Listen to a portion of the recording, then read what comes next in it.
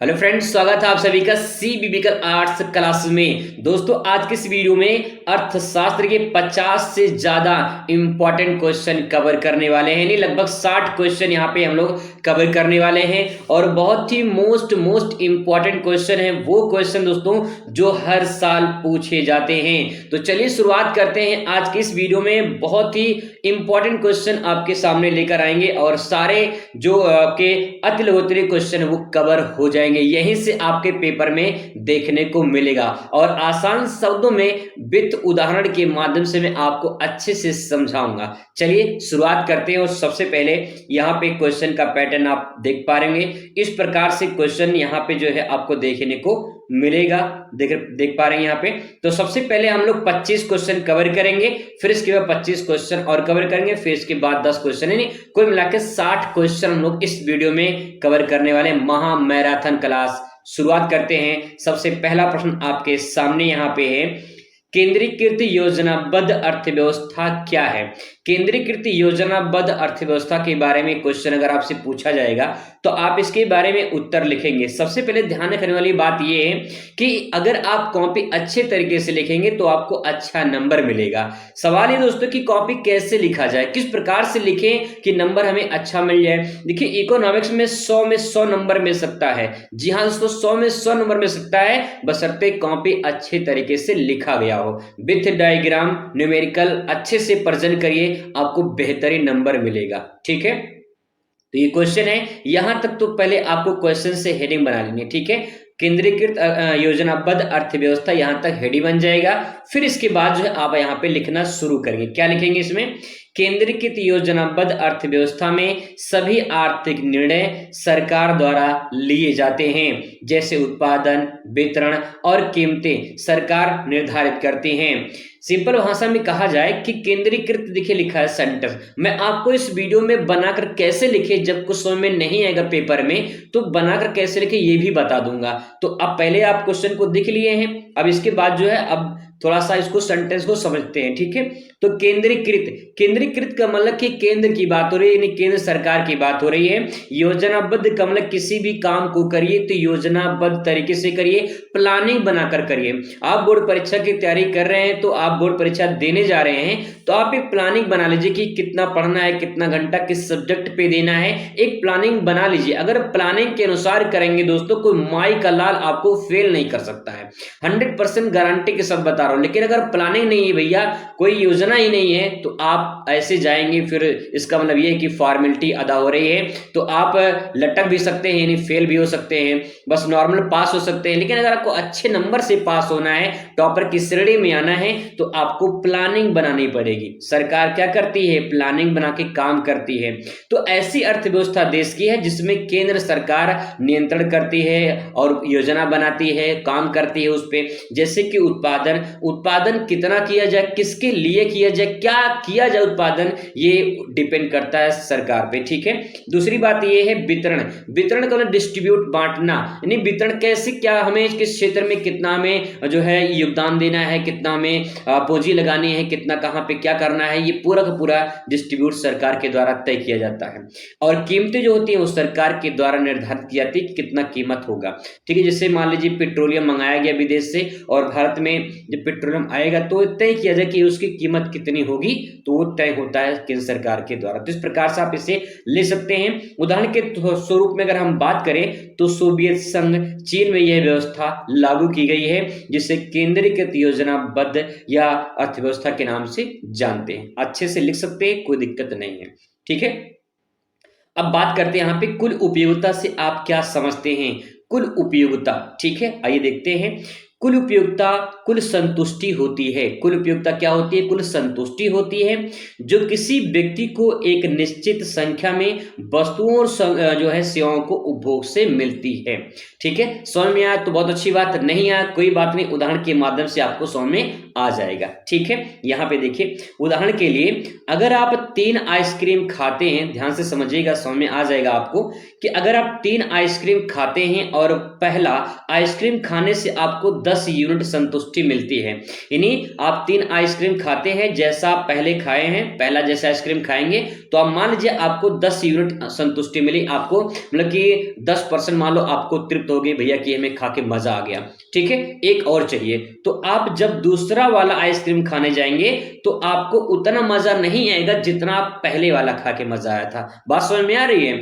ऐसे ऐसे जैसे आप अपनी वस्तु की जो जो वस्तु है आप उसकी मात्रा को बढ़ाते जाएंगे, आपकी तुष्टि गुण जो है वो कम होती चली जाएगी। यानी कुल उपयोगिता हमें उस कुल जो इकाई होता है कितना मिला, जैसे यहाँ पे 10 यूनिट मिला, जब पहला वाला खाएं 10 इकाई मिला, जो दूसरा वाले खाए वहां से 8 इकाई मिला, तीसरा वाला खाए तो 6 इकाई मिला, टोटल हमें 24 यूनिट मिला। तो 24 यूनिट क्या है? ये कुल उपयोगिता है, यानी कुल संतुष्टि, कुल तृप्ति हमें कितना मिला, ये हमें कुल उपयोगिता बताता है। तो इसमें फ्लो चार्ट आप बना सकते हैं कि जैसे इसमें क्या होता है, जैसे कीमत बढ़ती चली जाती, कीमत नहीं, जैसे से वस्तु बढ़ती चली जाती है वैसे वैसे उसकी जो तुष्टि गुण होती है ना, तुष्टि गुण कम होती चली जाती है। जैसे यहाँ पे पहले जब हम खाएं तो 10 इकाई थी, दूसरी खाएं तो 8 इकाई थी, तीसरी इकाई तो 6 इकाई थी, टोटल हम 24 यूनिट, ये क्या है? कुल तुष्टि गुण या कुल उपयोगिता के नाम से जाना जाता है। ठीक है, आई होप आपको समझ में आया होगा। फ्लो चार्ट बना सकते हैं अच्छे से। नेक्स्ट बात करते हैं, अगला क्वेश्चन आपके सामने है, उत्पादन फलन क्या होता है? उत्पादन फलन की व्याख्या कीजिए, ऐसा सवाल आपको देखने को मिलेगा। तो उत्पादन फलन क्या होता है? तो देखिए, उत्पादन फलन वह संबंध है, क्या है? वह संबंध है जो किसी उत्पादन प्रक्रिया में इनपुट जैसे श्रम व पूंजी आदि या आउटपुट के बीच होता है। अब सिंपल भाषा में इसको समझते हैं, जैसे देखिए उदाहरण के तौर पे आपको समझ में आएगा। मान लीजिए एक मशीन है, ठीक है, एक मशीन है और 2 श्रमिक हैं जिसमें 10 यूनिट उत्पादन होता है। यानी एक मशीन पर 2 श्रमिक काम करते हैं जिसमें 100% या 100 इकाई जो है उत्पादन होता है। तो ये इकाई क्या है? ये उत्पादन फलन के नाम से जाना जाता है। ठीक है, कहने का मतलब दोस्तों ये है कि जितना आप वस्तु लगाए हैं उसमें और जितना वस्तु उत्पादन हो रहा है, जितना वस्तु उत्पादन हुआ वो आपका उत्पादन फलन है। ठीक है, मान लीजिए किसी दुकान में आपने 1000 रुपया लगा दिया, 1000 रुपया लगाया है, आपने किसी वर्कर को रखा है, ठीक है, मान लीजिए 500 रुपये उसको आपने दिया और 1000 रुपये तो आपका हो जाएगा 1500 टोटल हो जाएगा। ठीक है, 1500 हो गया। अब 1500 के बाद जितना आपको उसमें बेनिफिट मिलेगा वो उत्पादन फलन के नाम से जाना जाएगा। ठीक है, इस बात को आप ऐसे भी समझ सकते हो।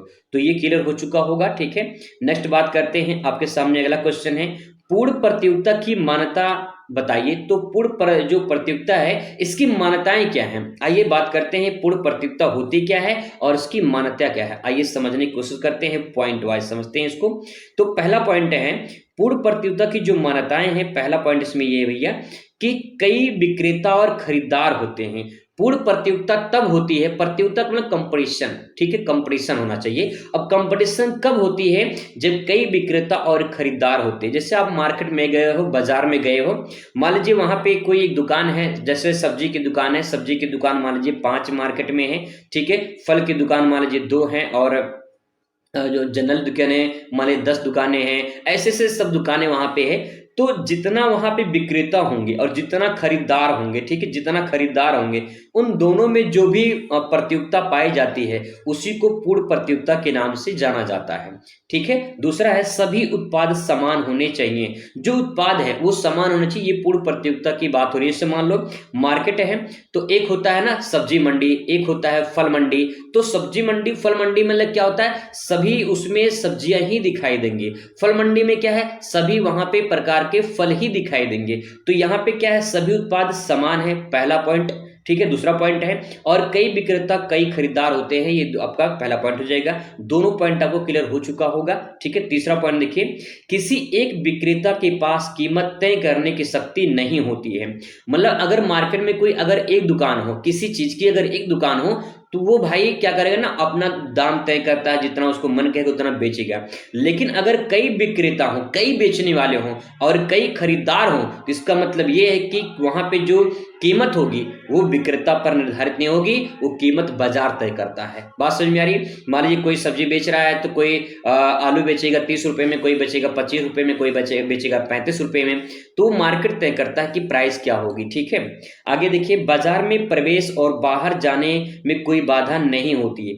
पूर्ण प्रतियोगिता में क्या होता है कि पूर्ण प्रतियोगिता में अगर कोई भी मार्केट में आप जैसे कोई दुकान लगाना चाहते हैं तो आप कहीं भी दुकान लगा सकते हैं, बाजार में प्रवेश और बाहर जाने में कोई बाधा नहीं होती है। तो इस प्रकार से ये पूर्ण प्रतियोगिता की कुछ मान्यताएं हैं जिसको यहाँ पे लागू किया जाता है। तो आसान से शब्दों में समझ सकते हैं, ठीक है। चलिए अब बात करते हैं जीडीपी के बारे में। अगर आपसे पूछेगा जीडीपी क्या है, ग्रॉस डोमेस्टिक प्रोडक्ट यानी सकल घरेलू उत्पाद क्या होता है, तो इसके बारे में लिखेंगे सकल घरेलू उत्पाद एक देश के भीतर एक निश्चित अवधि में निर्मित सभी वस्तुओं और सेवाओं का जो है कुल मूल्य, ये आपका जीडीपी होता है, ठीक है। समझ में आया? कोई बात नहीं आया तो सिंपल भाषा आपको समझाएंगे। मैं एक बात और आपको बता दूं यहाँ पे, जैसे मान लीजिए किसी एक देश में, ठीक है, ध्यान से बात को समझेंगे, किसी एक देश में किसी एक वर्ष में, ठीक है, किसी एक देश में किसी एक वर्ष में जितनी भी वस्तुओं और सेवाओं के उत्पादन होता है उन सब के जो मौद्रिक मूल्य होता है, जो पूरा मूल्य होता है, उसी को सकल घरेलू उत्पाद के नाम से जाना जाता है। एक देश में एक वर्ष में जितनी वस्तुओं और सेवाओं का उत्पादन होता है उन सबका जो पूरा मौद्रिक मूल्य होता है उसी को सकल घरेलू उत्पाद यानी जीडीपी के नाम से जाना जाता है। उदाहरण के लिए आप यहाँ पे समझ सकते हैं, अगर भारत में एक साल में 1000 कारों का निर्माण किया गया, प्रत्येक कीमत जो है उसकी 5 लाख रुपए है, तो जीडीपी क्या हो जाएगी 1000 गुणे 5 मतलब 5 लाख कार है, तो इसमें कितने हो जाएगा भैया, देखिए भाई इतना पैसा हो जाएगा, इसको जोड़ना पड़ेगा, इकाई, दहाई, सैकड़ा, हजार, 10,000, लाख, 10 लाख, करोड़, 10 करोड़, मतलब 50 करोड़ रुपए यहाँ पे हो जाएगा। तो 50 करोड़ क्या है, जीडीपी है। यानी एक साल में जितनी वस्तुओं और सेवाओं का उत्पादन होगा उन सबका पूरा मौद्रिक मूल्य जोड़ा जाएगा, जितना आएगा वही जीडीपी के नाम से जाना जाता है। तो यहाँ पे 50 करोड़ जो है आप इस प्रकार से देख सकते हैं, ठीक है। बाकी एक बार फिर से बताइए कितना लिखा गया है यहाँ पे, ठीक है। चलिए देखते हैं यहाँ पे उपभोग फलन का जो है, उपभोग फलन क्या है, तो उपभोग फलन क्या है इसके बारे में समझते हैं। सबसे पहले आपको हेडिंग बना लेना, उपभोग फलन, यहां तक बन जाएगा हेडिंग, ठीक है। स्मार्ट आंसर लिखने के लिए क्वेश्चन से हेडिंग बनानी है और उसके बारे में आंसर को लिखना है। तो देखिए उपभोग फलन वह संबंध जो किसी व्यक्ति या समाज के उपभोग स्तर या आय स्तर के बीच होता है। उपभोग फलन, अभी हम लोगों ने उत्पादन फलन को देखा था, अब यहाँ पे उपभोग फलन है। जो वस्तु हम उपयोग कर रहे हैं, जो वस्तु क्या कर रहे हैं हम उपयोग कर रहे हैं, वो उपभोग स्तर और आय के स्तर को बताती है। सिंपल भाषा में कहा जाए, उदाहरण के तौर पे आप समझ पाएंगे, अगर किसी व्यक्ति की आय 10,000 रुपए है, ठीक है, किसी व्यक्ति की आय 10,000 रुपए है, वह 8,000 रुपए खर्च करता है, तो उपभोग फलन ये है, दिखाएगा कि कितनी आय पर कितना खपत हो रही है। मतलब सिंपल भाषा में कहें, अगर आप 1,000 रुपए कमा रहे हैं, 1,000 रुपए में जितना आप खर्चा कर देंगे आपने उपभोग कर दिया, ठीक है, तो उसका मतलब क्या हुआ, उपभोग फलन वो होता है जितनी आय होती है और जितना खर्चा करते हैं, इन दोनों के बीच का जो संबंध होता है उसी को उपभोग फलन के नाम से जानते हैं। ऐसे भी आप बता सकते हैं, ठीक है। तो दोस्तों अगर आप समझ जाओगे ना तो फ्लो चार्ट भी बना सकते हो और अच्छे से डायग्राम भी बना सकते हो और अच्छे से उदाहरण देकर समझा भी सकते हो। इसीलिए हर क्वेश्चन में आपको मैं यहाँ पे उदाहरण लेकर आऊं ताकि आप इसे आसानी से समझ पाएं, ठीक है। चलिए बात करते हैं अगले क्वेश्चन पर। क्वेश्चन नंबर आपके सामने नेक्स्ट है, नगद आरक्षित अनुपात से आप क्या समझते हैं। नगद आरक्षित अनुपात, कोई कोई ऐसे सेंटेंस होते हैं जो समझ में नहीं आता कि आखिर पूछ क्या रहा है, तो आपको समझ में तब आएगा जब इसको थोड़ा सा डिटेल में और एक बार दो बार पढ़ेंगे। नगद आरक्षित अनुपात की बात हो रही है, ठीक है। नगद मतलब जैसे आप कोई सामान खरीदने जाते हैं, नगद लेते हैं, एक उधार लेते हैं, तो आप पैसा जब देकर लेते हैं तो क्या हो गया, नगद हो गया, ठीक है। आरक्षित का मतलब क्या होता है, आरक्षित का मतलब होता है किसी चीज को रिजर्व रखा जाए, आरक्षण दिया जाए उसको, ठीक है। और वैसा कोई अनुपात, कोई ऐसा रेशियो निकालना है हमें जो हम नगद आरक्षित को समझ सकते हैं। तो यहाँ पे परिभाषा लिखेंगे, नगद आरक्षित अनुपात वह अनुपात है जो बैंक अपने पास नकदी के रूप में रखता है, जो बैंक अपने पास नकदी के रूप में रखता है। नकदी का मतलब उसके पास नोट के रूप में जमा होते हैं ताकि वह सभी ग्राहकों को निकासी अनुरोधों को पूरा कर सके। आप बैंक में जाओगे, जब बैंक में जाओगे पैसा बैंक के पास रहेगा तभी तो बैंक आपको पैसा देगा, ठीक है। अगर आप पैसा निकालने बैंक में गए हैं तो जब पैसा रहेगा भैया तभी तो जो है आपको वहां पे पैसा देगा बैंक वाला। पैसा ही नहीं रहेगा तो फिर कैसे आपको पैसा दे पाएगा बैंक वाला, ठीक है। इसका मतलब ये है कि नगद आरक्षण अनुपात का मतलब ये है कि जितना जो है नकदी बैंक अपने पास रखता है, ताकि जो है जो ग्राहक आए वो उनके अनुपात के बराबर जो है जो पैसा निकालना चाहते हैं 10,000 20,000 50,000 जो भी, उसके अनुपात में पैसा होना चाहिए, तो उसे नगद आरक्षित अनुपात के नाम से जानते हैं। एग्जाम्पल समझिए, अभी आपको थोड़ा क्लियर होगा। मान लीजिए कि यदि बैंक के पास 1,000 रुपए है और अपने उसने 20% नगद आरक्षित अनुपात रखा है, तो उसका 200 रुपया नगद के रूप में रखा जाएगा। कहने का मतलब ये है कि बैंक के पास 1,000 रुपए है तो उसकी जो नकदी है, ठीक है, नगद के रूप में वो 200 रुपया रखेगा, 20% जो है नगद आरक्षित के रूप में अपने पास रख लेता है। तो इस प्रकार से एग्जाम्पल के माध्यम से समझ सकते हैं, ठीक है। नेक्स्ट है, राजकोषीय घाटे से आप क्या समझते हैं। राजकोषीय घाटा क्या होता है, तो देखिए राजकोषीय यानी राज मतलब राजा, राज मतलब राजा। राजा कौन है, आज की डेट में राजा कोई नहीं है। राजा यानी शासन करने वाला, आज के में शासक होता है, पहले राजा होता था, अब शासन करता है कोई, तो नेता लोग शासन करते हैं तो वो शासक हो जाएंगे, ठीक है, ठीक है। तो यहाँ पे राजकोषीय घाटे का मतलब ये है कि जब राजा यानी सरकार के आय और व्यय का जो घाटा हो मतलब जो होता है उसी को राजकोषीय घाटे के नाम से जानते हैं। देखिए राजकोषीय घाटा तब होता है जब सरकार खर्च से मतलब जो खर्च होता है उसकी आय जो है अधिक हो जाए, यानी खर्च जो होता है वो ज्यादा हो जाए तो घाटे में चला जाएगा। सिंपल भाषा में कहा जाए, अगर सरकार की आय 10 लाख रुपए है और उसने 12 लाख रुपए खर्चा कर दिया है तो इसे राजकोषीय घाटा कहा जाएगा। और राजकोषीय घाटा कितना हुआ, 2 लाख रुपया हुआ, ठीक है। तो समझ सकते हैं, कोई दिक्कत नहीं है सिंपल भाषा में। नेक्स्ट आपके सामने है यहाँ पे, प्राथमिक घाटे से आप क्या समझते हैं। प्राथमिक घाटा क्या होता है, आइए इसको समझते हैं। प्राथमिक घाटा वह घाटा होता है जिसमें ब्याज का भुगतान शामिल नहीं होता है। यह केवल सरकार के खर्च और आय के बीच का अंतर होता है, इसमें ब्याज शामिल नहीं होता। प्राथमिक घाटे का मतलब ये है कि जो सरकार खर्चा करती है, जो सरकार की आय होती है, सरकार की आय मान लीजिए जो है 100,000 रुपए है और उसका जो खर्च है मान लीजिए 900 रुपए है, ठीक है, या मान लेते हैं कि उसका जो खर्च है वो 1100 रुपए है और उसमें कोई ब्याज वगैरह नहीं है, तो यहाँ पे देखा जाएगा ये प्राथमिक घाटे के नाम से जाना जाता है, ठीक है। यहाँ ब्याज का भुगतान नहीं शामिल होता है, उसे प्राथमिक घाटे के नाम से जानते हैं, ठीक है। चलिए क्वेश्चन नंबर नेक्स्ट आपके सामने बात करते हैं, मुद्रा की पूर्ति को परिभाषित कीजिए। मुद्रा की पूर्ति को परिभाषित करना है तो आइए इसको समझने की कोशिश करते हैं।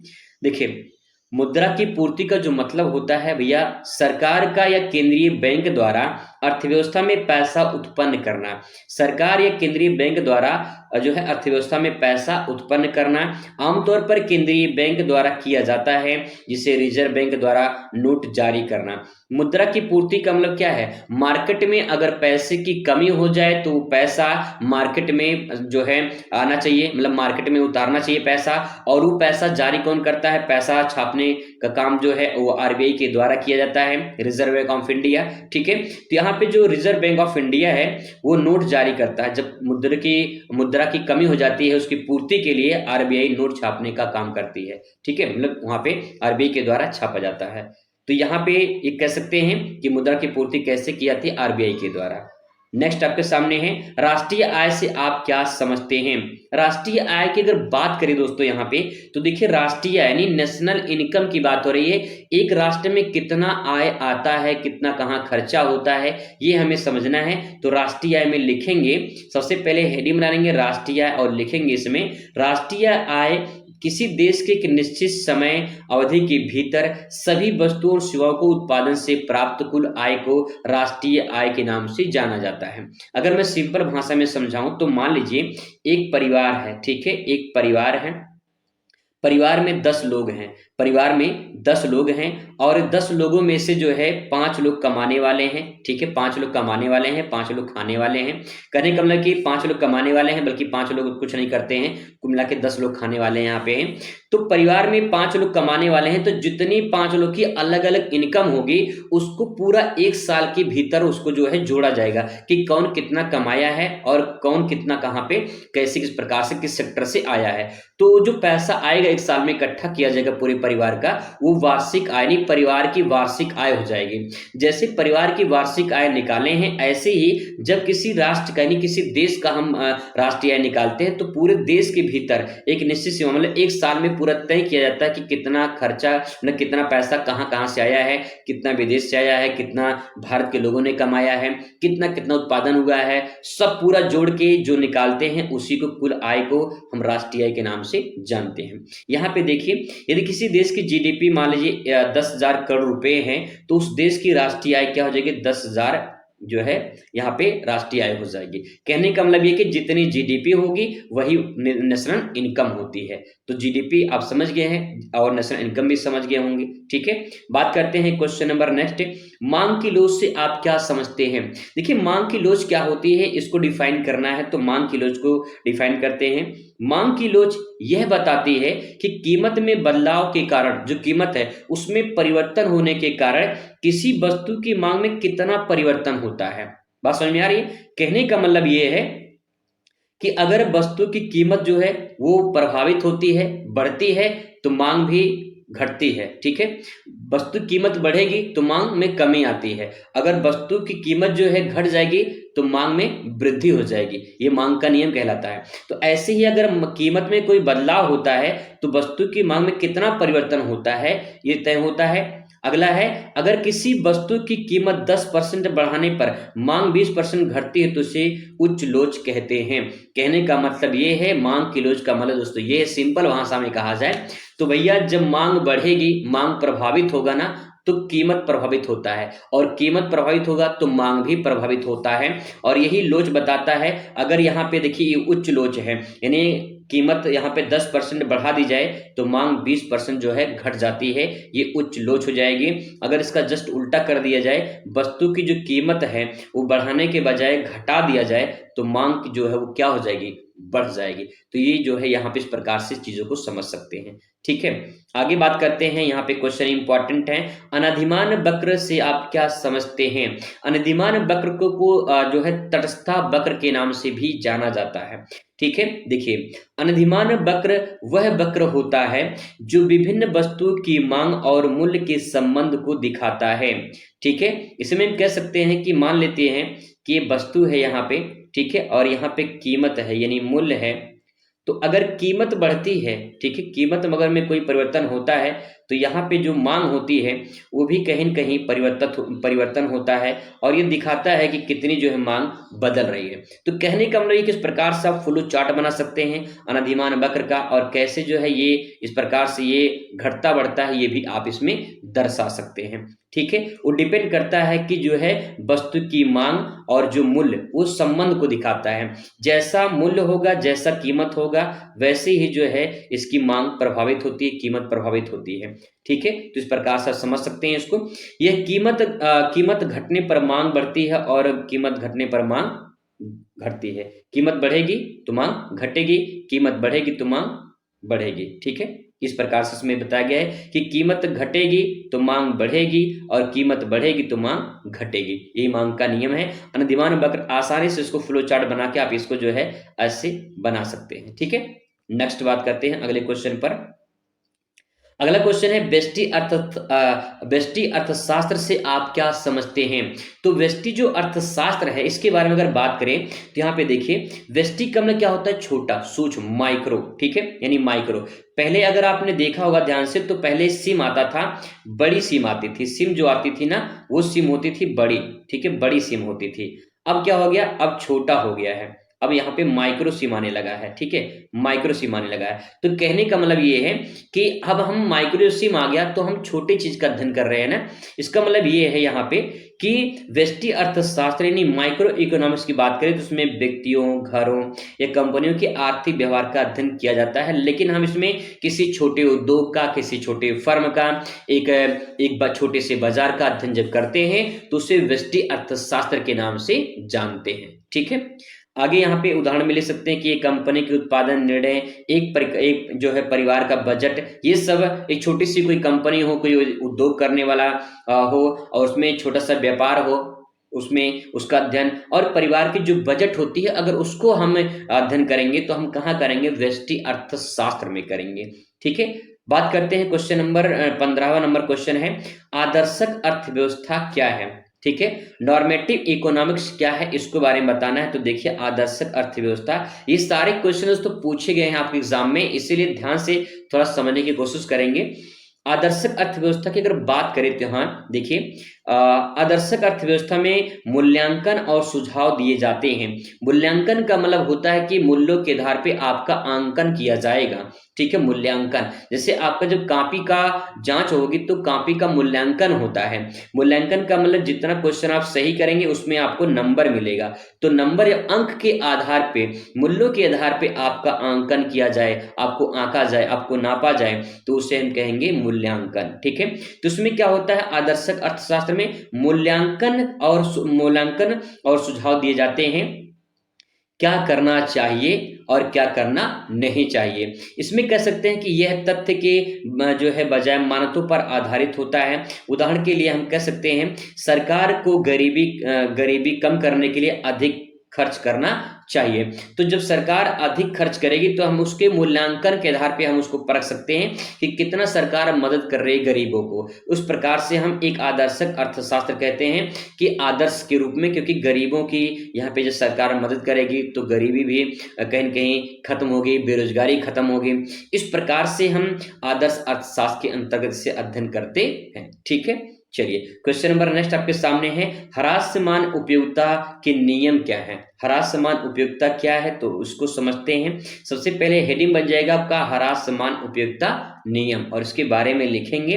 ह्रासमान उपयोगिता नियम यह कहता है कि जैसे जैसे किसी वस्तु की खपत बढ़ती है, ध्यान रखिएगा, जैसे जैसे किसी वस्तु की खपत बढ़ती है उस वस्तु की प्राप्त संतुष्टि उपयोगिता घटती जाती है, ठीक है। बहुत सिंपल भाषा में समझाएं तो आप उदाहरण के तौर पे समझ सकते हैं। अगर आप पानी पी रहे हैं तो पहले गिलास में अधिक संतुष्टि मिलती है, जैसे प्यास लगी हो, आप पहला जब गिलास पिएंगे तो आपको ज्यादा संतुष्टि मिलेगी, आत्मा तृप्त हो जाएगी अगर ज्यादा प्यास लगी, खासकर गर्मी के महीने में। लेकिन जैसे ही आप दूसरा गिलास आप पीने जाएंगे तो संतुष्टि आपकी कम होती चली जाती है। जैसे भूख लगी है, अगर आपको भूख लगी है तो आप जो है ज्यादा, अगर भूख लगी है तो आप जब पहला रोटी खाएंगे तो पहली रोटी खाने से आपको ज्यादा संतुष्टि प्राप्त होगी। जब आप दूसरी रोटी खाना शुरू करेंगे तो उसके बाद तुष्टि गुण कम होती चली जाएगी। एक ऐसी अवस्था आती है जब तुष्टि गुण 0 हो जाता है। कहने का मतलब ये है कि जो आपकी पूरी उपयोगिता पूरी हो जाती है, यानी अब रोटी खाने का मन नहीं कर रहा है तो 0 भी हो जाता है, ठीक है। तो यहाँ पे ध्यान रखने वाली बात ये है कि ह्रासमान उपयोगिता क्या होती है, जब उपयोगिता घटती चली जाती है, ठीक है। उपयोगिता क्या चली जाती है, घटती चली जाती है, ऊपर से नीचे ग्राफ बनेगा, ठीक है। ग्राफ बनता मतलब नीचे ही बनता चला जाता है, क्योंकि जो आपकी तुष्टि गुण होती है ना वो कम होती चली जाती है, ठीक है। तो इस प्रकार से आप इसे आसानी से समझ सकते हैं। क्वेश्चन बात करते हैं नेक्स्ट, बाजार मांग वक्र क्या है। बाजार मांग वक्र की बात करें तो देखिए, बाजार है, मांग है, वक्र है। तो बाजार यानी मार्केट की बात हो रही, डिमांड की बात हो रही है, और ऐसा वहां पे वक्र बनेगा, क्या होगा आइए इसको समझते हैं। बाजार मांग वह वक्र है, बाजार मांग वह वक्र है जो बाजार में किसी वस्तु की कीमत उस वस्तु की कुल मांग के बीच संबंध को दिखाता है। कहने का मतलब ये है कि जो बाजार मांग होती है, बाजार में किस वस्तु की क्या मांग हो रही है। जैसे कोई गाना वायरल होता है तो लोग उस गाने जो वायरल होता है उस गाने को डिमांड करते हैं, देखते हैं, सर्च करने लगते हैं कि कौन सा गाना वायरल हो गया है।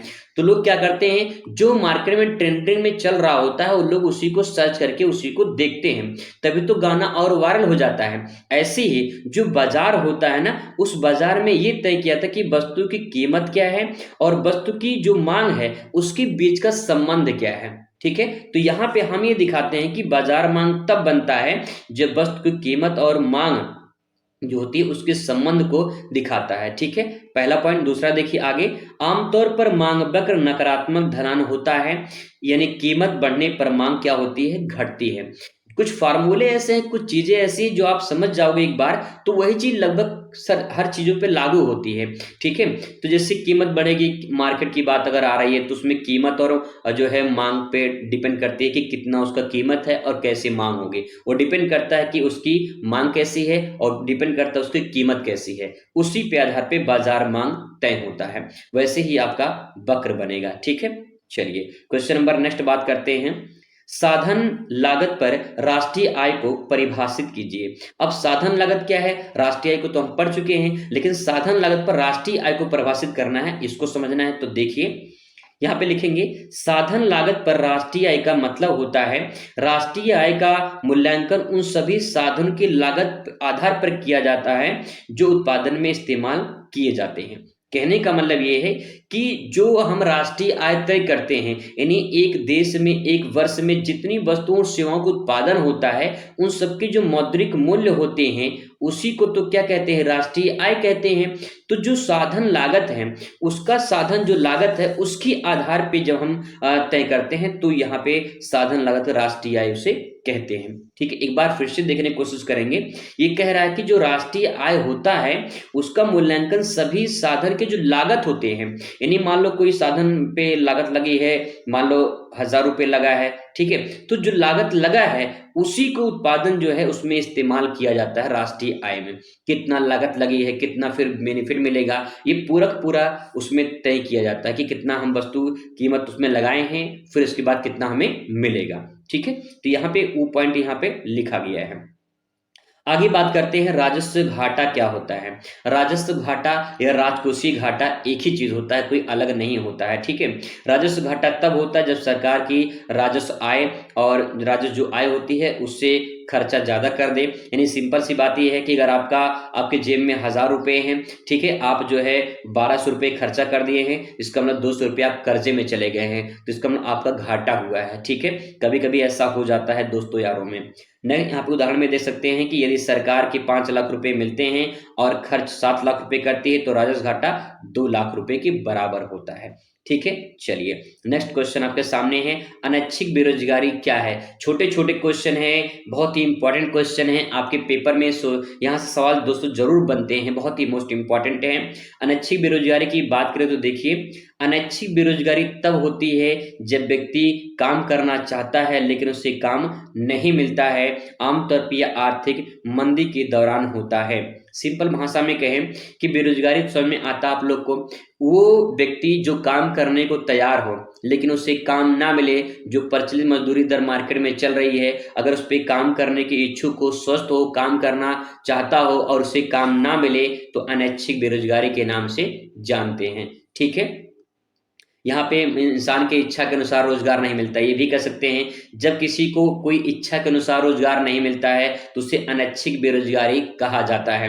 इंसान बहुत चाहते होते हैं, इंसान के पास बहुत लोग होते हैं कि मान लो कि कोई जो है तैयारी कर रहा है किसी एग्जाम की, मान लो एसएससी की तैयारी कर रहा है, रेलवे की तैयारी कर रहा है, टीचर की तैयारी कर रहा है, या मान लो कोई एक टारगेट बना लेते हैं, कोई टीचर की तैयारी कर रहा है मान लेते हैं। ठीक है, कोई टीचर की तैयारी कर रहा है, अब वो टीचर की तैयारी कर रहा है लेकिन वैकेंसी टीचर की नहीं आ रही, तो इसका जो इच्छा है वो खत्म हो जाएगा और फिर इसके बाद वो अगर मान लो भविष्य में कोई जॉब पा जाता है तो बिना इच्छा के, यानी इच्छा तो नहीं थी लेकिन मजबूरी थी कि भाई कोनो मिल जाए नौकरी, है ना, उसमें हम कर लेंगे, तो ही कभी कभी ऐसे लोग नौकरी पा जाते हैं जिनकी इच्छा ही नहीं करती है करने की। तो वही चीज यहाँ पे है कि जब लोग अपनी इच्छा के अनुसार कोई जॉब ना पाए तो उसे अनैच्छिक बेरोजगारी के नाम से जाना जाता है। ठीक है, नेक्स्ट है सरकारी बजट क्या होती है।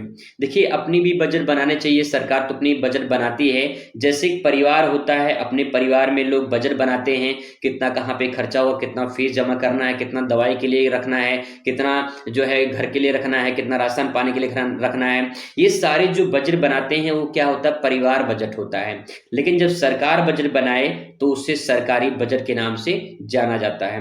सरकारी बजट एक दस्तावेज होता है जिसमें सरकार अपनी आय और खर्चों का विवरण देती है कि सरकार के पास कितना आया, मतलब जो इनकम है। अगर बात करें सरकार के पास आय कहाँ से आती है, तो जो टैक्स वगैरह दिया जाता है ना, वो टैक्स जो देते हैं वही टैक्स जो है सरकार के पास आय के रूप में जाती है। फिर उसी टैक्स को सरकार क्या करती है, अलग अलग जगह पे खर्च करती है। ठीक है, तो यहाँ पे इस प्रकार से देख सकते हैं, यह सरकारी नीति और आर्थिक योजनाओं को दर्शाता है।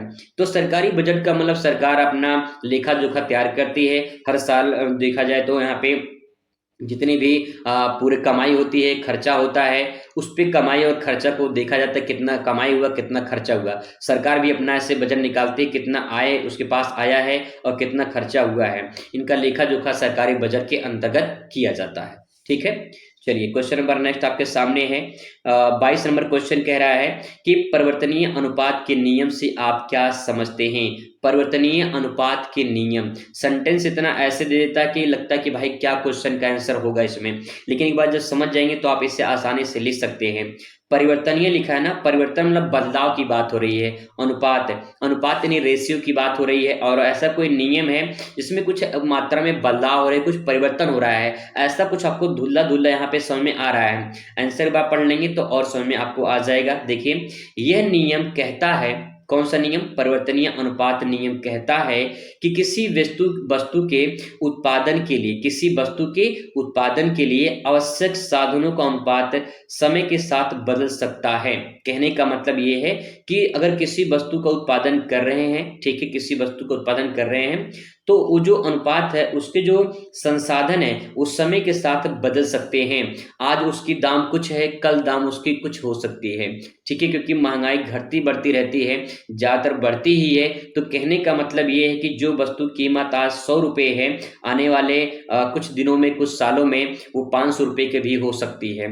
तो कहने का मतलब वही है कि जो समय है ना, समय के साथ क्या होता है, संसाधनों के अनुपात में बदलाव होते हैं।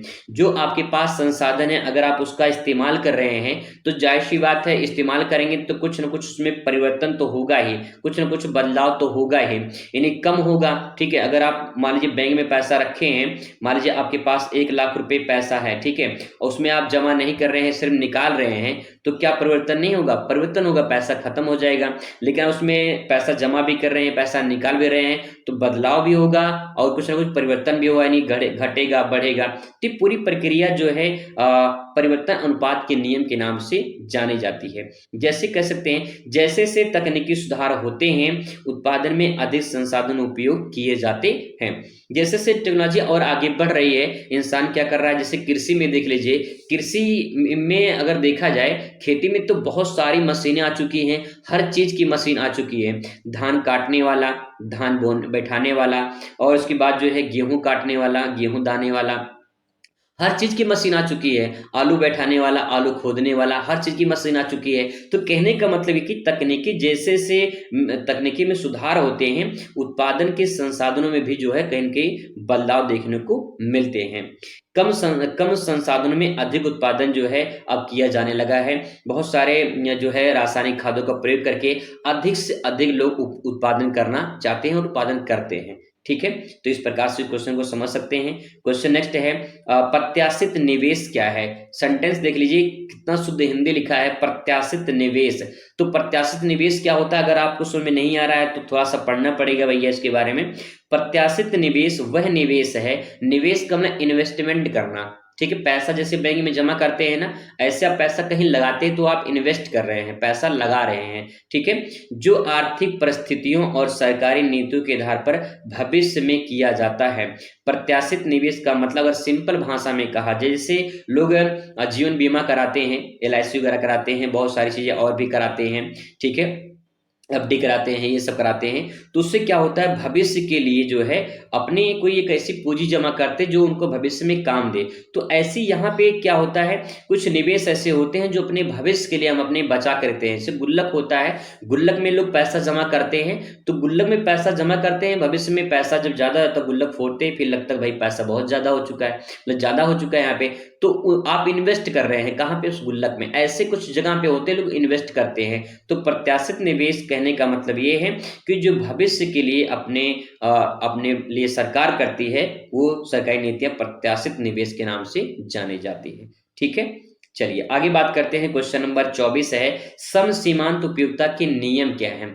तो सम सीमांत उपयोगिता के नियम की अगर बात करें तो यहाँ पे देखिए, यह नियम कहता है, कौन सा, सम सीमांत नियम कहता है कि उपभोक्ता अपनी कुल उपयोगिता जो है, उपभोक्ता कुल उपयोगिता अधिकतम करने के लिए अपनी आय को इस प्रकार जो है वितरित करता है कि प्रत्येक वस्तु की कीमत सीमांत उपयोगिता यानी अंतिम इकाई से प्राप्त संतुष्टि के समान हो।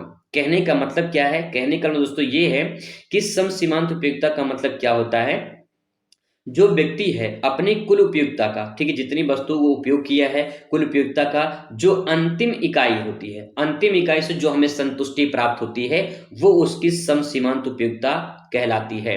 ठीक है, जैसे मान लो आपने 5 रोटी खाया, ठीक है, तो 5वें रोटी से जो आपको संतुष्टि मिलेगी, गौर फरमाएंगे थोड़ा सा, 5वें रोटी के 5 रोटी जो खाएंगे, जब उसके बाद जो संतुष्टि मिलेगी 5 रोटी के बाद, वो आपका सीमांत उपयोगिता या सीमांत तुष्टि गुण या सीमांत संतुष्टि के नाम से जानी जाती है। तो अंतिम इकाई से जो प्राप्त संतुष्टि होती है वो उसके समान होती है, तो उसे सम सीमांत उपयोगिता नियम कहा जाता है। ठीक है, चलिए क्वेश्चन नंबर 25 आपके सामने आ चुका है यहाँ पे कि लागत से आप क्या समझते हैं।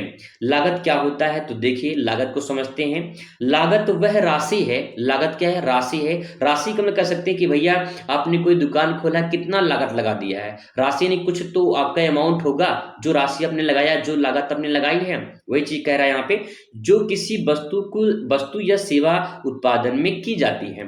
तो कहने का मतलब ये है कि अपने कोई भी दुकान खोला है, कोई बिजनेस कर रहे हैं, कुछ सामान खरीद रहे हैं, तो कितना आप लागत लगाए हैं उस चीज में, वही चीज यहाँ पे कह रहा है कि वस्तु की जो वस्तु सेवा का उत्पादन होता है उसमें लागत शामिल होती है, श्रम, कच्चे माल और अन्य संसाधनों की लागत इसमें शामिल होती है। सिंपल भाषा में कहा जाए तो अगर आपको जो है कोई प्रोग्राम करनी है, तो प्रोग्राम में कितना लागत लगेगा उससे पहले एक लागत हम तय कर लेते हैं, कितना खर्चा यहाँ लगेगा, इतना खर्चा यहाँ लगेगा, वो पूरी जो लागत होती है पूरा जोड़ लेते हैं, तब पता चलता कि भैया इतना खर्चा होने वाली है। तो लागत यानी जो अमाउंट आपकी लगने वाली वही लागत है। ठीक है, क्वेश्चन है सीमांत उपयोगिता क्या है। अगर आपके प्रश्न में मतलब कि पेपर में ये प्रश्न देखने को मिलेगा कि सीमांत उपयोगिता क्या है, तो इसको बहुत ही सिंपल भाषा में समझाना है। सबसे पहले एक बढ़िया सा प्यारा सा हेडिंग बनाना है और आपको लिखना है। ठीक है, क्या लिखना है, सीमांत उपयोगिता वह संतोष है,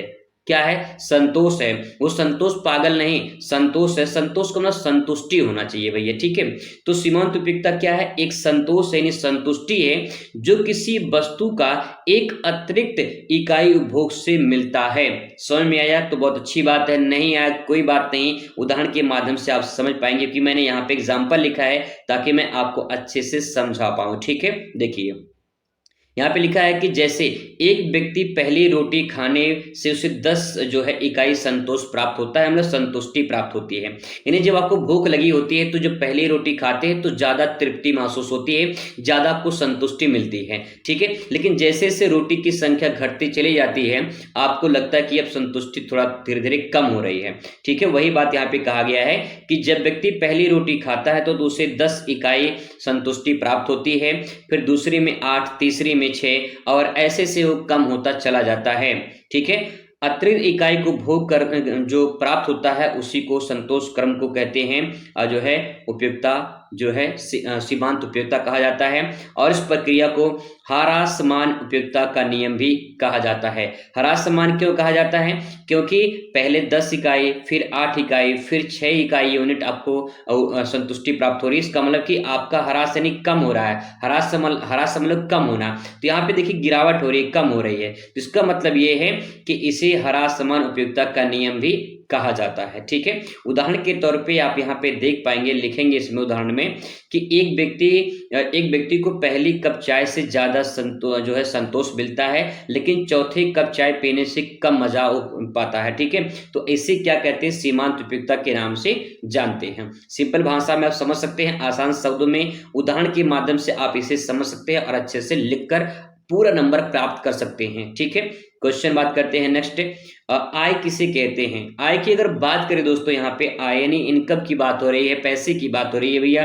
ठीक है, तो आय क्या है, वह धनराशि है जो व्यक्ति या व्यवसाय या देश के किसी आर्थिक गतिविधियां जैसे कि वेतन, लाभ, ब्याज आदि से कमाते हैं। तो कहने का मतलब कि इनकम जो होता है, आय जो होती है, कोई ऐसी धनराशि होती है जो किसी व्यक्ति को किसी काम के करने से मिलता है, उसे वेतन मिलता है, कुछ लोग को लाभ मिलता है, कुछ लोग को ब्याज मिलता है। वेतन में जब कोई आप जॉब करते हैं तो आपको वेतन मिलता है, आप कोई जब बिजनेस करते हैं तो आपको लाभ मिलता है, और जब किसी को कर्ज दिए हैं बाद में जब रिटर्न करेगा तो ब्याज के सहित रिटर्न करेगा तो किसी को ब्याज मिलता है। तो ये जो आपको वेतन, लाभ, ब्याज मिलता है, ये सब क्या है, आय है, इनकम है। ठीक है, उदाहरण के तौर पे बात करें, यहाँ पे एग्जांपल से आपको समझ में आ जाएगा।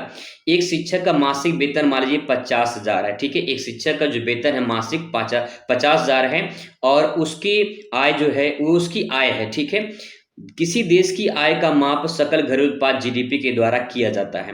कहने का मतलब ये है कि जैसे शिक्षक की 50,000 वेतन है, तो 50,000 वेतन क्या, उसका इनकम है, उसकी आय है। ठीक है, चलिए बात करते हैं अगले क्वेश्चन पर। यहाँ पे एग्जाम्पल और समझ सकते हैं, व्यक्तिगत खर्च आय देखा जाए तो बचत और निवेश उपयोग की जाती है। किसी दुकान का जो मालिक है रोज 10,000 कमाता है, तो 10,000 की बिक्री होती है, 2,000 रुपये खर्च निकाल कर उसे 8,000 दैनिक आय प्राप्त होती है। तो ये भी प्रकार से क्या है, उसे आय प्राप्त हुई, कितना, 8,000। 2,000 का खर्चा निकाल दिया जाए तो उसे 8,000 की इनकम प्राप्त हुई। ठीक है, आगे देखिए, बाजार क्या होता है। मार्केट की अगर बात करें तो मार्केट क्या होता है, बाजार वह स्थान होता है, बाजार क्या है, मार्केट क्या है, एक स्थान होता है जहां खरीदार और विक्रेता यानी क्रय और विक्रेता, ठीक है, क्रेता और विक्रेता, ये दोनों जो है वस्तुओं और सेवाओं का आदान प्रदान करते हैं। वस्तुओं और सेवाओं का आदान प्रदान करने का मतलब ये है कि एक दुकानदार होता है, अपनी वस्तु को बेचता है, और एक ग्राहक होता है, कस्टमर होता है, जो सामान को खरीदता है।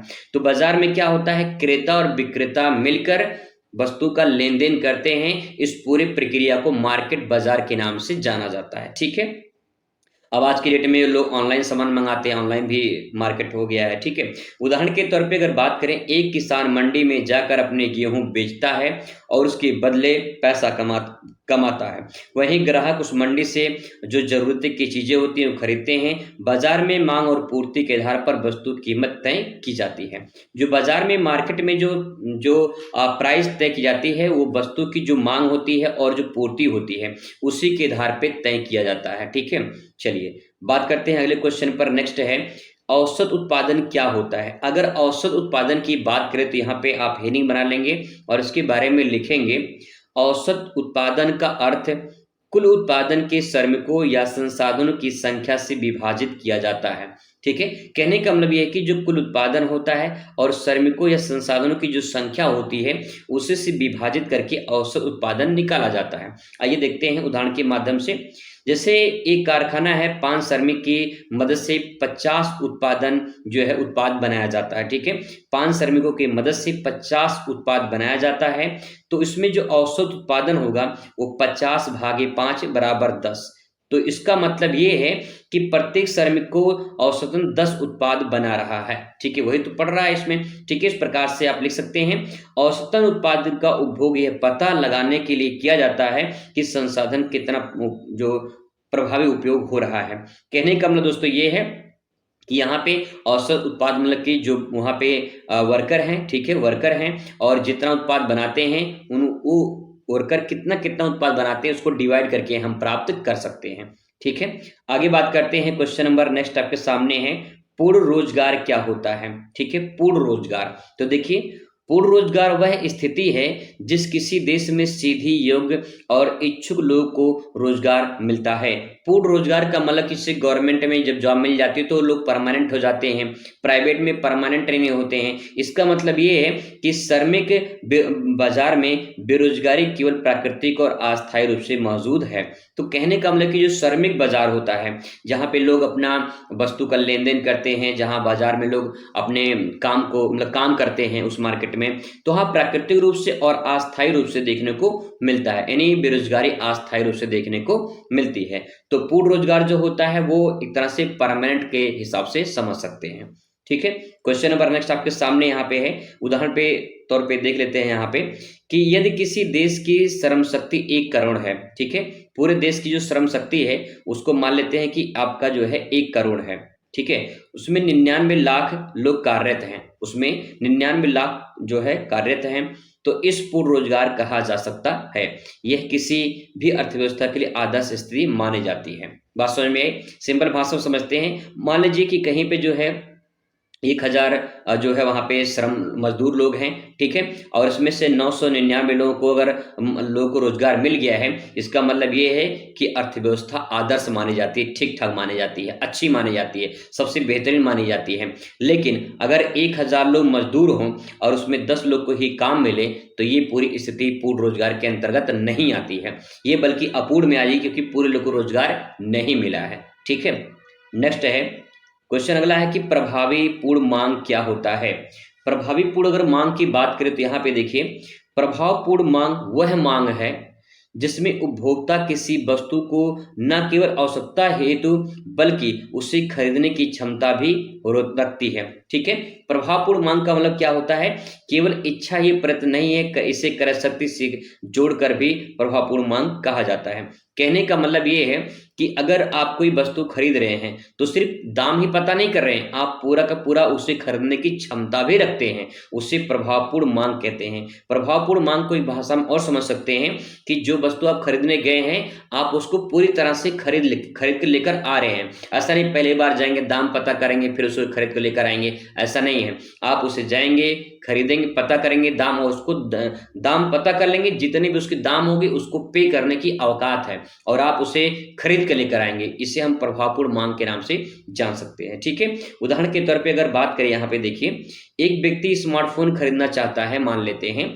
ठीक है, लेकिन उसके पास पैसे नहीं है, तो यह प्रभावपूर्ण मांग नहीं कहलाएगी। ठीक है, आगे देखिए, वहीं यदि आपके पास स्मार्टफोन खरीदने के लिए 15,000 रुपए हैं और वह इसे खरीदता है तो उसे प्रभावपूर्ण मांग कहते हैं। वही बात मैं कह रहा हूं आपसे कि अगर आप जो है कोई वस्तु खरीदने गए हैं तो सिर्फ दाम पता ही नहीं करेंगे, आपके जेब में पैसा है और सीधा खरीद कर लेकर आएंगे। ठीक है, तो इस प्रकार से आप इसे समझ सकते हैं। नेक्स्ट है व्यापक अर्थशास्त्र। माइक्रो इकोनॉमिक्स क्या होता है। व्यापक मतलब बड़े क्षेत्र के कोई चीज जब अध्ययन की जाती है तो हम व्यापक अर्थशास्त्र के अंतर्गत अध्ययन करते हैं। इसमें लिखेंगे, व्यापक अर्थशास्त्र एक ऐसा क्षेत्र है जो पूरी अर्थव्यवस्था के बड़े घटकों जैसे कि राष्ट्रीय आय, बेरोजगारी, मुद्रास्फीति, मांग और पूर्ति का अध्ययन करता है। यह सरकारी नीतियों और अंतर्राष्ट्रीय व्यापार पे प्रभाव को भी समझता है। कहने का मतलब ये है कि जब हम किसी बड़े क्षेत्र का, नहीं राष्ट्रीय आय की, किसी प्रति व्यक्ति आय की बात नहीं, जब राष्ट्रीय आय की बात होती है तो हम उसे व्यापक अर्थशास्त्र के अंतर्गत समझते हैं। बेरोजगारी की बात होती है तो बेरोजगारी किसी एक के पास नहीं, बेरोजगारी बड़े स्तर पर है। जो बड़े स्तर पर अध्ययन करते हैं तो हम कहाँ करेंगे, व्यापक अर्थशास्त्र में करेंगे। ठीक है, आगे मांग और पूर्ति जो होती है ये व्यापक अर्थशास्त्र के अंतर्गत आता है। मुद्रास्फीति जो होती है ये व्यापक अर्थशास्त्र के अंतर्गत आता है। ठीक है, आगे इसमें लिखेंगे, उदाहरण के तौर पे लिख सकते हैं, जैसे जब सरकार मुद्रास्फीति को नियंत्रण करती है। मुद्रास्फीति का मतलब ये होता है कि मार्केट में पैसे की जो किल्लत है वो देखने को मिलती है और महंगाई चरम सीमा पर पहुंच जाती है।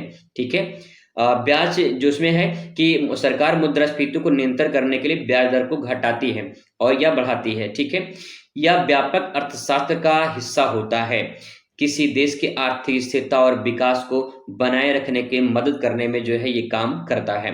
तो व्यापक जो अर्थव्यवस्था है या व्यापक अर्थशास्त्र है, इसके अंतर्गत हम राष्ट्रीय आय, बेरोजगारी, मांग, पूर्ति, इन सब का अध्ययन करते हैं, तो उसे व्यापक अर्थशास्त्र के अंतर्गत जानते हैं।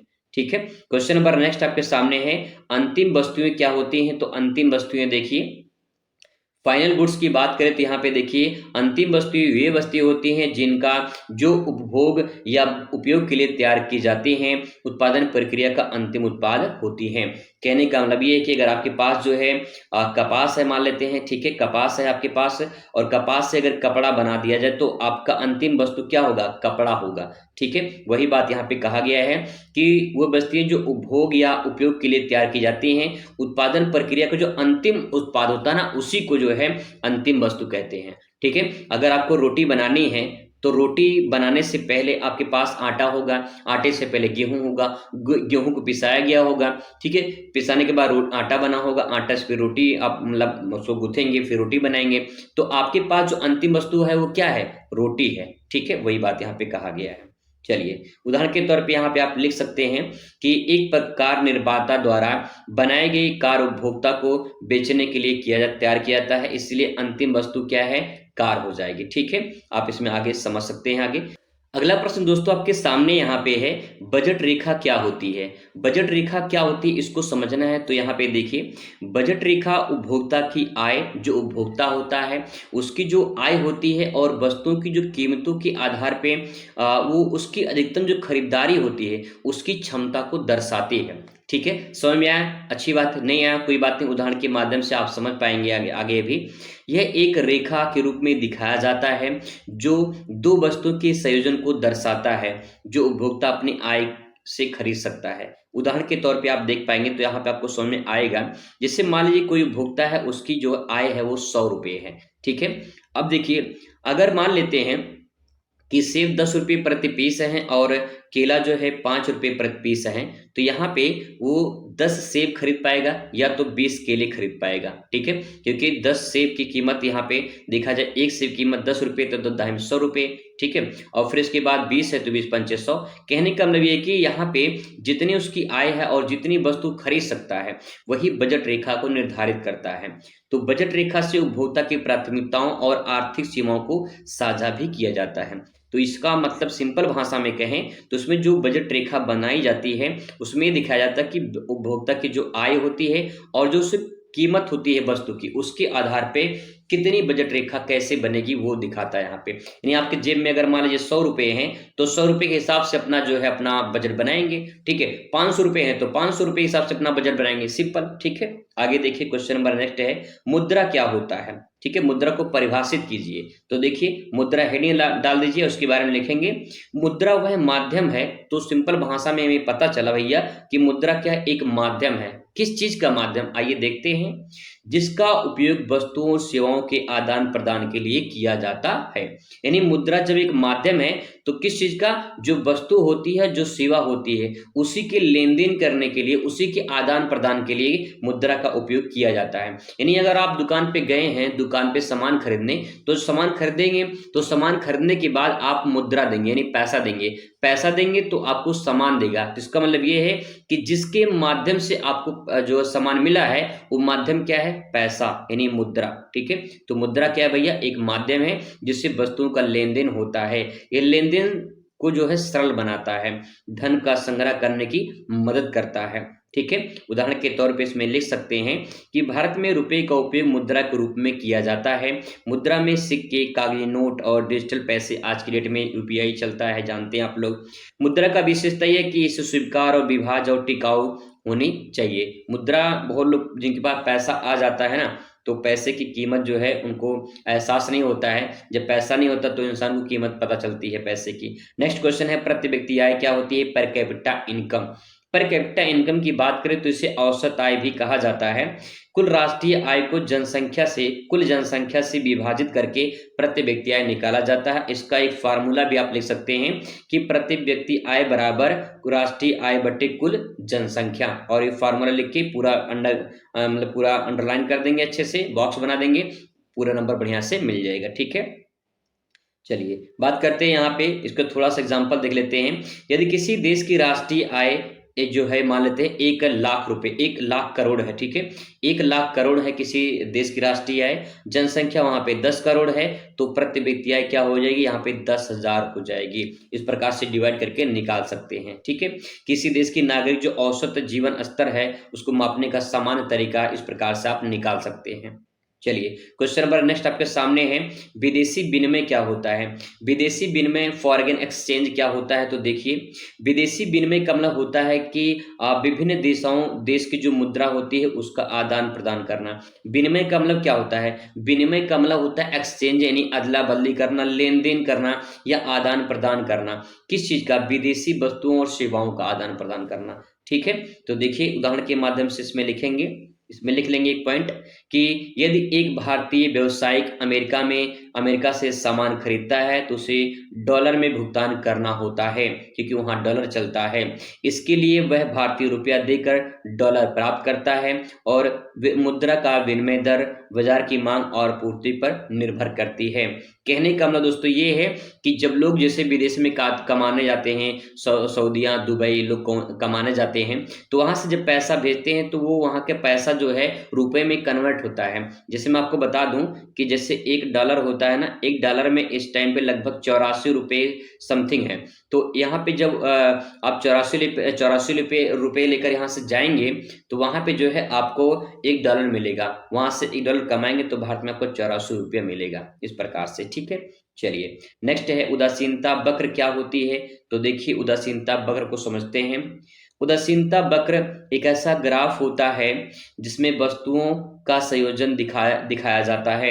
इससे उपभोक्ता का जो है समान संतुष्टि प्राप्त होता है। जैसे यदि एक उपभोक्ता 2 सेब और 3 केले से उतना ही संतोष प्राप्त करता है जितना 3 सेब और 2 केले से, तो यह दोनों संयोजन उदासीन जो है वक्र होंगे। कहने का मतलब ये है कि जैसे कि आप 2 सेब खाते हैं, 3 केला खाते हैं, ठीक है, तो वही चीज आप अगर 3 सेब और 2 केले खा लें तो उतना ही आपको जो है संतुष्टि प्राप्त होती है जितना आप ये वाला चीज उपयोग किए हैं, ठीक है। जिसमें जो ग्राफ बनेगा, जैसे कि मान लीजिए ये बनेगा, तो जैसे से इसमें आप अगर आंकड़ा समझ जाएंगे कि जो है उपभोक्ता जो होता है, उपभोक्ता 2 सेब खा रहा है, 3 केले खा रहा है, और उसी प्रकार से 3 सेब या 2 केले खा ले, तो इन दोनों का जो संयोजन होगा उसी का संयोजन को उदासीन वक्र के नाम से जाना जाता है, ठीक है। चलिए क्वेश्चन नंबर नेक्स्ट आपके सामने यहाँ पे है, केंद्रीय बैंक क्या होता है। तो केंद्रीय बैंक की अगर बात करें तो जैसे एक केंद्रीय मतलब केंद्रीय बैंक है, नहीं मुख्य बैंक की बात हो रही है यहाँ पे। तो केंद्रीय बैंक देश का मुख्य बैंक होता है जो मौद्रिक नीतियां बनाता है, संचालित करता है, और भारत में भारतीय रिजर्व बैंक एक केंद्रीय बैंक के रूप में काम करता है। तो केंद्रीय बैंक कौन है, आरबीआई एक केंद्रीय बैंक है। यह मुद्रा की आपूर्ति को नियंत्रित करता है और बैंकिंग प्रणाली का निरीक्षण करता है और सरकार को ऋण उपलब्ध कराता है। कहने का मतलब ये है कि जैसे आपने पंजाब नेशनल बैंक का नाम सुना होगा, आपने बैंक ऑफ बड़ौदा का नाम सुना होगा, आपने भारतीय स्टेट बैंक का नाम सुना होगा, तो ये जो बैंक है इनको नियंत्रित कौन करता है, इनको कंट्रोल कौन करता है, जवाब होगा आरबीआई करता है। आरबीआई के द्वारा ही जो है इनको नियंत्रण किया जाता है, इनका नियम जो वगैरह ये सब नियम आरबीआई के द्वारा तय किए जाते हैं, ठीक है। और सरकार को ऋण कौन प्रदान करता है, तो जवाब होगा आरबीआई सरकार को ऋण देता है, ठीक है। चलिए बात करते हैं अगले पॉइंट पर। तो यहाँ पे देखिए उदाहरण के तौर पे आरबीआई जो रेपो दर होता है इसको घटाकर और बढ़ाकर मुद्रास्फीति को नियंत्रण करता है। मुद्रास्फीति को नियंत्रण करने के रेपो दर मतलब ये होता है कि जो बैंकों को जो व्यापारिक बैंक होते हैं जैसे Punjab national bank, bank of Baroda, state bank of India, इनको जिस दर पर आरबीआई पैसा देता है, जिस दर पर देता है उसी को रेपो दर के नाम से जाना जाता है, ठीक है। चलिए आगे बात करते हैं। क्वेश्चन नंबर नेक्स्ट है, पूर्ण प्रतियोगिता क्या होती है। तो पूर्ण प्रतियोगिता देखिए, पूर्ण प्रतियोगिता बाजार वह है जहां कई विक्रेता और खरीदार होते हैं, उसे पूर्ण प्रतियोगिता कहा जाता है। मतलब कि वहां पे कोई एक दुकानदार नहीं है, कई सारे दुकानदार हैं, कई सारे खरीदार हैं। तो जब कई सारे खरीदार हो, कई सारे जो है वहां पे क्रेता विक्रेता इकट्ठा हो जाएं, तो ऐसे जो है उसको उस क्षेत्र को या उस बाजार को पूर्ण प्रतियोगिता के नाम से जाना जाता है। उदाहरण के तौर पे लिख सकते हैं इसमें कि कृषि बाजार में गेहूं एक समान उत्पाद है जहां कीमत मांग और आपूर्ति से तय की जाती है। कहने का मतलब ये है कि जो वहाँ पे जैसा मार्केट होगा, जैसा बाजार होगा, जैसे लोग होंगे, वैसे ही वस्तु की कीमत निर्धारित होती है। ठीक है, तो पूर्ण प्रतियोगिता आराम से समझ सकते हैं। क्वेश्चन नंबर नेक्स्ट आपके सामने है, केंद्रीय अर्थव्यवस्था की समस्याएं क्या हैं? तो केंद्रीय अर्थव्यवस्था की समस्याएं देखिए, 3 समस्या हैं। तो पहली समस्या देखिए आपके सामने यहाँ पे है, क्या उत्पादन करें? ये पहली समस्या है, क्या उत्पादन करें? कौन सी वस्तु कितनी मात्रा में उत्पादन बनाई जाए, ये सबसे बड़ी समस्या यहाँ पे आ रही है। दूसरा पॉइंट लिखेंगे इसमें, कैसे उत्पादन किया जाए, किस विधि से उत्पादन होगा, श्रम प्रधान होगा या पूंजी प्रधान होगा, ये भी एक प्रकार की समस्या है। ठीक है, नेक्स्ट, किसके लिए किया जाए? ठीक है, किसके लिए किया जाए, उत्पादन का वितरण किस वर्ग के लिए किया जाए, ये भी बहुत बड़ी समस्या सामने निकल कर आती है। उदाहरण के तौर पे अगर इसकी बात करें तो देखिए, यदि एक देश की सीमांत भूमि है, ठीक है, तो उसे तय करना होगा कि गेहूं उगाया जाए या चावल उगाया जाए। मान लीजिए आपके आपके पास 1 ही बीघा खेत है, तो उस खेती पर गेहूं उगाया जाए या चावल उगाया जाए या दोनों उगाया जाए, ये भी डिपेंड करता है। जो है मशीनों का उपयोग हो या श्रमिकों का उपयोग हो या समस्याओं का समाधान कमी कारण उत्पन्न होती है। कहने का मतलब ये है कि आज की डेट में जैसे कि टेक्नोलॉजी जैसे से आगे बढ़ रही है, लोग खेती में मशीनों का उपयोग ज़्यादा कर रहे हैं और मेहनत कम करना चाहते हैं। तो अब मशीनों का उपयोग हो या श्रमिकों का उपयोग हो, ये भी एक बहुत बड़ा सवाल है यहाँ पे। ठीक है, आगे देखिए क्वेश्चन नंबर 42 आपके सामने है, सामान्य वस्तु या निम्न स्तरीय वस्तु क्या होती है? तो सामान्य वस्तु की अगर बात करें तो आय बढ़ने से इनकी मांग बढ़ती है। जो सामान्य वस्तु होती है, आय बढ़ेगी तो इनकी मांग भी बढ़ती है। जैसे कार होती है, दूध हो गया, इन सब की डिमांड भी बढ़ती है अगर आय बढ़ती है। ये सामान्य वस्तु के अंतर्गत आते हैं। नेक्स्ट है निम्न स्तरीय वस्तु, आय बढ़ने के साथ इनकी जो है मांग घटती है, जैसे कि सस्ता खाना। ठीक है, अगर आय बढ़ेगी तो इनकी जो मांग होती है वो घटती चली जाती है, सस्ता खाना कोई खाना नहीं चाहता है। मांग बढ़ेगी तो लोग बढ़िया होटल में जाएंगे, वीआईपी रेस्टोरेंट में खाना खाएंगे। ठीक है, नेक्स्ट है उदाहरण के तौर पे यहाँ पे लिख सकते हैं इसमें कि यदि किसी एक व्यक्ति की आय 10,000 है, 10,000 से जो है यहाँ पे 20,000 हो जाए, तो वह बस की जगह टैक्सी का उपयोग करेगा और सामान्य वस्तु टैक्सी हो जाएगा और सस्ता खाना छोड़कर महंगे रेस्टोरेंट में जाएगा, तो यहाँ पे जो हो जाएगा ये आपका, इस प्रकार से चीजों को समझ सकते हैं। ठीक है, आगे देखिए उत्पादन फलन की बात करें तो यहाँ पे देखिए, उत्पादन फलन जो होता है वह संबंध है जो संसाधनों यानी श्रमिक और पूंजी के बीच में जो है इन चीजों को दिखाता है। मतलब ये है कि श्रमिक और पूंजी मिलकर कितना काम करते हैं। ठीक है, जैसे यहाँ पे देखिए, 2 श्रमिक एक दिन में 20 कुर्सियां बनाते हैं, तो 4 श्रमिक 40 कुर्सियां, तो ये उत्पादन फलन कहलाता है। ठीक है, कहने का मतलब ये कि जितने श्रमिक होंगे उतना ही उत्पादन होगा, जितने श्रमिक कम होंगे उतना उत्पादन कम होगा, तो इसे उत्पादन फलन के नाम से जानते हैं। मांग और पूर्ति क्या है, इसके बारे में अगर आपसे क्वेश्चन पूछता तो लिखेंगे, मांग जो है किसी वस्तु को खरीदने की इच्छा और क्षमता, ये मांग कहलाती है। डिमांड तब होती है जब आपको उसको खरीदने की इच्छा हो और आपको आवश्यकता हो, दूसरी बात क्षमता हो, तो आप खरीद सकते हैं। उदाहरण के तौर पे कह सकते हैं कि 50 रुपए की कीमत पर 100 लोग पेन खरीदने को तैयार हैं। ठीक है, लेकिन अगर उसकी कीमत बढ़ जाए तो कम खरीदने वाले हो जाएंगे। पूर्ति किसी वस्तु को बेचने की इच्छा और क्षमता पर निर्भर करती है। उदाहरण के तौर पे 50 पर जो है 50 पर विक्रेता 100 पेन बेचने को तैयार है, यानी जो 50 रुपए की कीमत है, विक्रेता 100 पेन बेचने को तैयार है, वो 100 पेन बेच सकता है। ठीक है, मांग और पूर्ति का बीच संतुलन जो है वस्तु की कीमत पर निर्भर करती है। जैसे जैसे मांग होगी वैसे वैसे उसकी जो है पूर्ति होगी। ठीक है, चलिए बात करते हैं अगले क्वेश्चन पर। क्वेश्चन नंबर 45 आपके सामने, अप्रत्यक्ष कर। अप्रत्यक्ष कर की अगर बात करें तो अप्रत्यक्ष कर वह कर है जो वस्तुओं और सेवाओं पर लगाया जाता है। ठीक है, अप्रत्यक्ष कर मतलब डायरेक्ट तो नहीं लगता है, लेकिन वस्तुओं और सेवाओं पर लगाया जाता है और उपभोक्ताओं से इसे भुगतान करना होता है। उत्पादन की है बिक्री समय से लिया जाता है। जैसे मान लो जीएसटी है, जैसे मान लो जो है जीएसटी लगता है, तो आपको अगर 100 रुपए की चाय खरीदते हैं तो उसमें 5 रुपए आपका जीएसटी जुड़ा होता है, आपको 105 रुपए देना होता है। तो इस प्रकार से जो अप्रत्यक्ष कर है, ये जीएसटी एक प्रकार से अप्रत्यक्ष कर माना जाता है। ठीक है, क्वेश्चन नंबर नेक्स्ट आपके सामने है, उपभोग की सीमांत प्रवृत्ति क्या है? अगर बात करें उपभोग की सीमांत प्रवृत्ति तो देखिए, उपभोग की सीमांत प्रवृत्ति, उपभोग की सीमांत प्रवृत्ति के अतिरिक्त आय का वह हिस्सा जो उपभोक्ता खर्च करता है।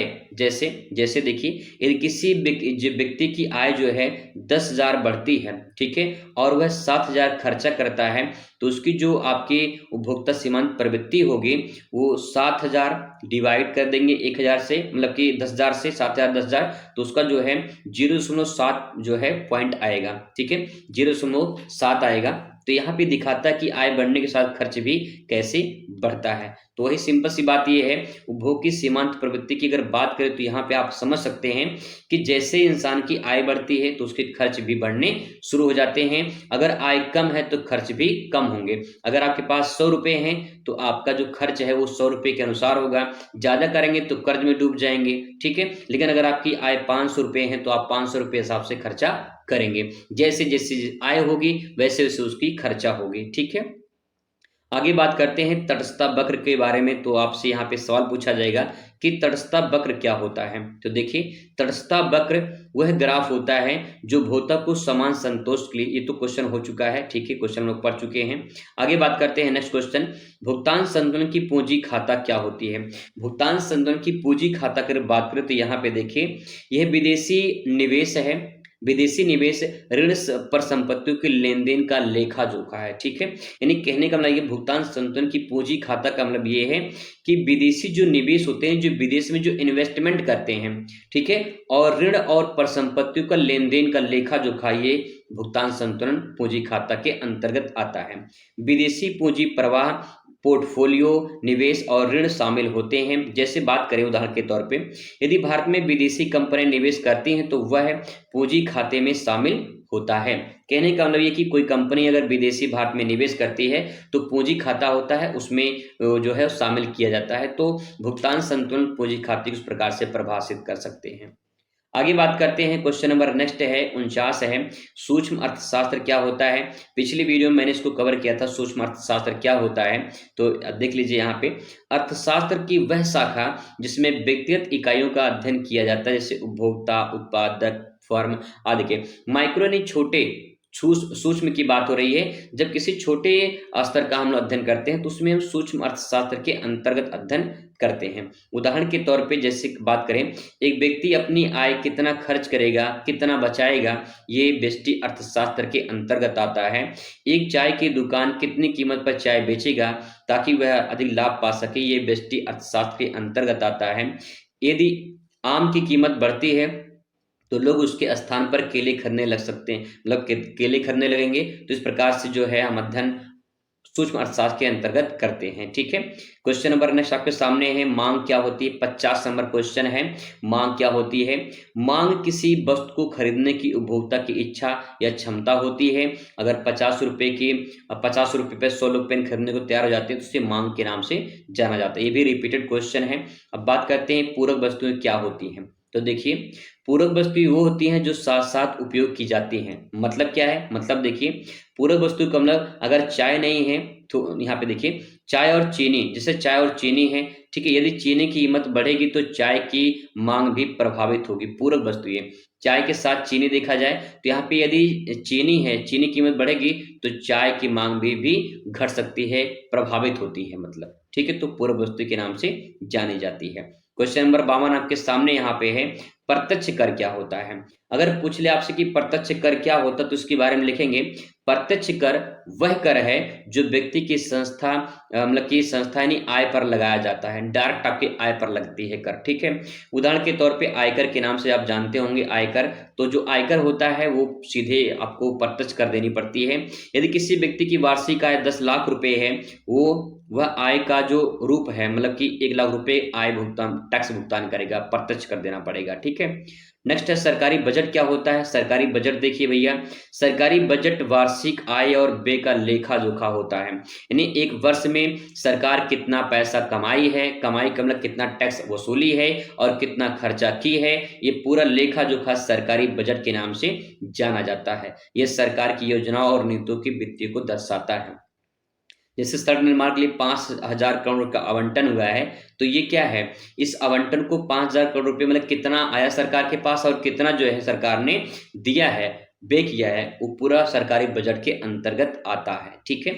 अगला क्वेश्चन दोस्तों आपके सामने है, सीमांत लागत क्या होता है। तो देखिए, सीमांत लागत वह अतिरिक्त लागत है, मतलब कितना लागत लगाया गया है, इनकम कितनी लगी है, जो उत्पादन की एक अतिरिक्त इकाई बनाने में लगती है। कहने का मतलब ये है, अगर एक कारखाना में 100 पेन बनाने में 1000 खर्चा आता है, ठीक है, तो 101वां जो पेन होगा, ठीक है, 101 जो पेन होगा उसे बनाने में 10 रुपए खर्च होते होंगे, तो इसे सीमांत लागत क्या हो जाएगा, 10 हो जाएगा। ठीक है, सिंपल भाषा में समझ सकते हैं। कहने का मतलब ये है कि 100 पेन बनाने में अगर 10,000 रुपया लगा है, ठीक है, तो यहाँ पे जो 101वां पेन बनेगा उसमें 10 रुपए ही आपका खर्च हुआ होगा, तो सीमांत लागत आपका 10 रुपया हो जाएगा। ठीक है, चलिए क्वेश्चन नंबर 55 आपके सामने है, भारतीय रिजर्व बैंक की प्रतिबंधित कार्य क्या है, यानी आरबीआई के कार्य क्या है, प्रतिबंधित कार्य क्या है। सीधे जनता को ऋण नहीं दे सकता है, पहला पॉइंट, ये प्रतिबंधित है।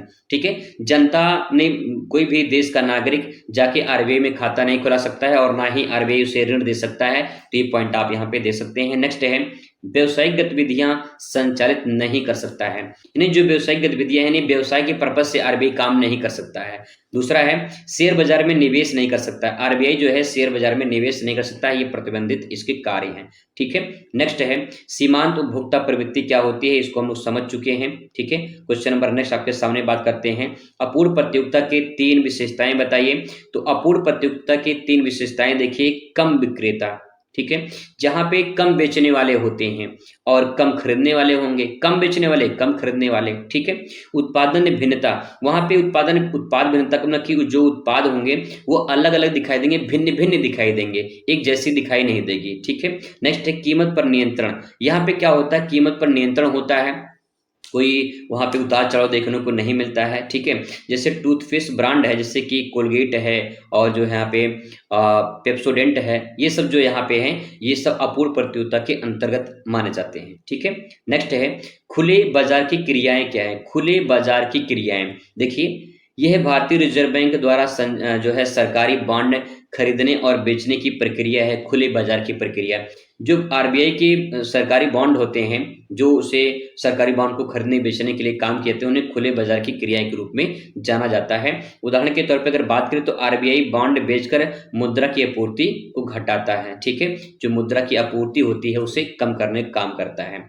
क्वेश्चन नंबर नेक्स्ट आपके सामने है, बस लास्ट क्वेश्चन आपके सामने आ चुका है, मांग के नियम क्या है। तो बहुत सिंपल सेंटेंस है, मांग के नियम कहता है कि यदि वस्तु कीमत घटती है, वस्तु कीमत घटती है तो भैया मांग बढ़ती है, यदि कीमत बढ़ती है तो मांग घटती है। सिंपल सेंटेंस है, 50 रुपए पर 100 लोग पेन खरीदते हैं, लेकिन 30 रुपए पर 150 लोग ही उसको उपयोग कर पाते हैं, मतलब उसको खरीदने काम करते हैं। लेकिन कहने का मतलब ये है कि 50 रुपए है तो 100 लोग खरीद रहे हैं, दाम घट गए तो 150 लोग खरीद रहे हैं। वही चीज यहाँ पे है, मांग अगर कीमत बढ़ेगी तो मांग घटेगी, अगर कीमत कम होगी तो मांग क्या होगी, बढ़ेगी। ठीक है, चलिए क्वेश्चन नंबर लास्ट आपके सामने है, एकाधिकार क्या होता है। मोनोपोली की बात करें तो मोनोपोली यानी एकाधिकार, बाजार की वह स्थिति है जहां केवल एक विक्रेता होता है। ठीक है, उदाहरण के तौर पे भारतीय रेलवे, कोई कंपटीशन नहीं है, भारतीय रेलवे जितना दाम निर्धारित करेगा वो दाम रहेगा। ठीक है, ये कीमत और आपूर्ति विक्रेता के नियंत्रण होता है, जैसा जो कीमत रहेगा वो अपना निर्धारित करेंगे। तो एकाधिकार मतलब एक ही लोग का ही अधिकार है और कोई किसी का अधिकार नहीं है, तो इस प्रकार को एकाधिकार के नाम से जाना जाता है। ठीक है दोस्तों, ये 60 क्वेश्चन आपके सामने थे जो मैंने समझाने की कोशिश किया है, आपको समझ में आया होगा। ठीक है, चलिए बात करते हैं यहाँ पे, अगर आपको इसका पीडीएफ चाहिए तो पीडीएफ आप ले सकते हैं। पीडीएफ जो है आप इस नंबर पे व्हाट्सएप कर देंगे, मैं आपको पीडीएफ भेज दूंगा, 83 82 92 47 99। ठीक है, 47 99 पीडीएफ है। इस पीडीएफ के द्वारा जो है आपको पूरा मिल जाएगा व्हाट्सएप के नंबर। मिलते हैं नेक्स्ट वीडियो में, थैंक्स फॉर वॉचिंग।